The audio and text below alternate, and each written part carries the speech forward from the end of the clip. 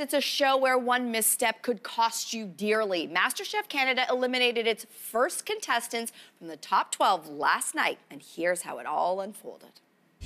The home cook, whose dish just showed enough skill to keep them in this competition, is May. I know, I'm crying all over again, guys. And she is here with us this morning. Alice Luo, sadly, spoiler alert, was eliminated last night as the first contestant. Good to have you here, sadly, on these circumstances. Yes, so thank you for having me here. I cried again when I was watching that back because I couldn't believe it. But I want to start with the first question, which is, you were eliminated because the chefs had said, too many herbs. There was oregano. I just kept hearing oregano, oregano, oregano. Okay, this was what ultimately cost you the spot last night. So did you ever think that that could be your downfall? Well, I think MasterChef Canada did teach me a lot. Like, they did teach you less is more.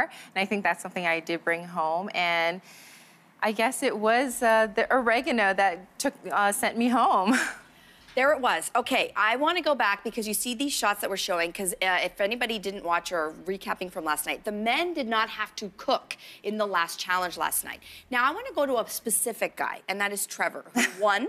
And then he decided, you know what, I'm going to make the ladies cook. Now, why Trevor is important is he busted his oven, and who reaches out like a wonderful person to say, here, why don't you use my oven? Or he asked, and you said, yeah, go ahead, use my oven. Do you regret this decision, Miss Alice?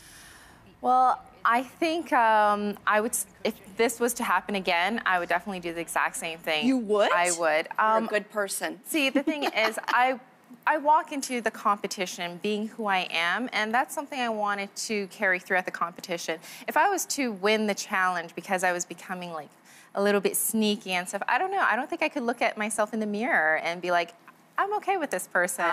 So I wanted to be true to myself, and that's just who I am. Well, who you are is also someone who likes to bake, and you have a real sweet tooth, and this is definitely your forte.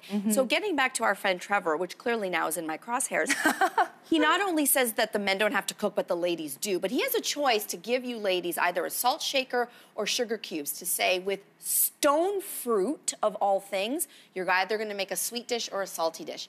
He knows, I'm sure, that you're a baker. He gives you the salt shaker. Double-crossed. I know, that was a shocker. It was a shock. Do you think you would have done better in the challenge had you received the sugar cubes to do a sweet dish? I think I would. I would have knocked the judges' socks off when it comes to doing a baking challenge. But, you know, it's a competition, and he knew from the get-go that all the ladies, every single one of them, are really, really strong contenders. And, you know, there were more ladies than men. So, you know, the odds are already against men. So they had to start getting rid of the ladies. Man, Hunger Games for real. It was. I want to get serious for just a moment because you, 2 weeks before you were going to start the show, your father had suffered a heart attack, and you had to make a very difficult decision, and that was either A, stay by your dad's side, or to actually pursue your position in the show. So take us through that process and why you decided ultimately what you did. Well, that was actually one of the hardest decisions I've ever had to make because I knew that my dad just had this episode, and I really wanted to be by his side. But just like every wonderful father, one of their things is to make sure that their kids get to pursue their dreams, and like you don't want to stop them from being happy. And I thought that that was one of the most beautiful things ever, and I essentially wanted to do it for my dad, and it was like, okay, you know what? I will then do this for you and make you proud. It's very inspiring. It really is. So I want to end with this. You are a PhD student, and yet your dream is to, I think, quote, prepare heavenly desserts. I do. So where does this now put you in your career path in life, Alice? Well, this is what multitasking is about, right? So I would like to do both. So I want to finish up the PhD because I don't like to start things and like just leave it hanging halfway through. But at the same time, start the baking, but also want to started off a blog where it's called Cooking for Positive Thinking, because the one reason I really love to cook is because it helps me relax, it helps me de-stress, and I would like to share that with everybody, like a therapy almost, sharing recipes where it helps you get through long days or tough days or days where you're just like, what should I have for dinner tonight? Hey, let's check out Cooking for Positive Thinking. Oh, maybe you should invite Trevor to read that when you start that.